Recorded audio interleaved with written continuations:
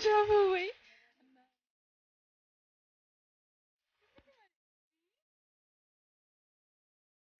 Nagaa waaqayyo hunduma keessanii fa'aa baay'eetu. Ani maqaan koo Biqiltuudha. Baga ayyaana waggaa dhalachuu yaadannoo dhalachuu.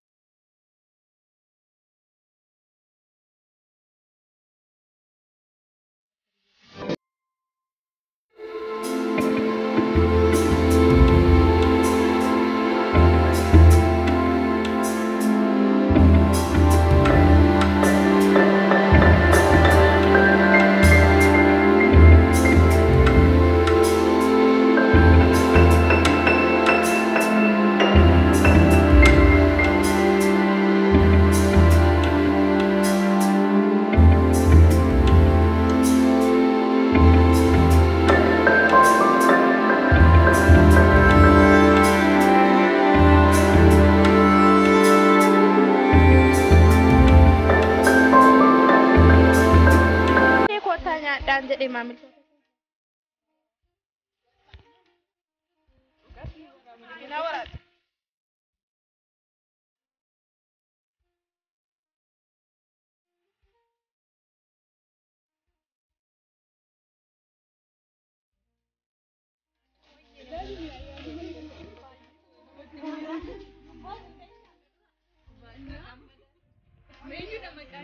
Maqaan koo Masaratiin jedhama.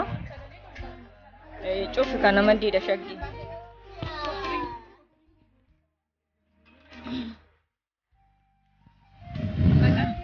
Maqaan koo Masaratiin jedhama.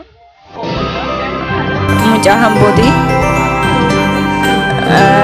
Na har'a gara kanatti kanan dhufee fi uummatoota maraaniyyuu lammii Itoophiyaawii ta'aniini hunduma zeegaa biyya kiyyaa hundumaaniyyuu gosaa fi lammii otoo lakkoofne dhaloota hundumaaniyyuu baga guyyaa ifa fayyinaa gooftaan keenya Yesuus Kiristoos itti nuuf dhalatee geessan jechuun jaalladha.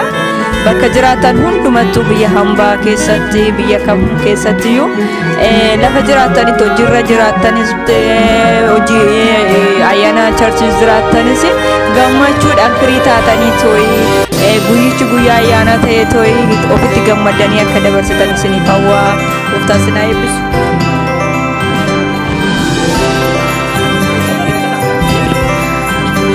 Intinin cimsin kamera sesines. Ashama harka fuune guys, ingin acuun nagaan sinifaa ta'uu guyyaa har'aa mana roobe yookaan immoo Dubai Abu Dhabi keessatti argamna. Haala kanaan ayyaana dabarsaa jirra jechuudha. Baga geessanii dhaloota gooftaa keenya Yesuus Kiristoosiin baga hunduma keessan ga'e.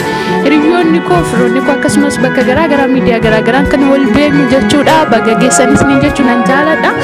Nagaa kotti aansee haala kanaan ayyaana baay'ee haala namatti toluun dabarsaa jirra. Inni qaamni isaa nyaachaa, inni kaan buna danfisaa, inni kaan hojii garaagaraa irra jira jechuudha.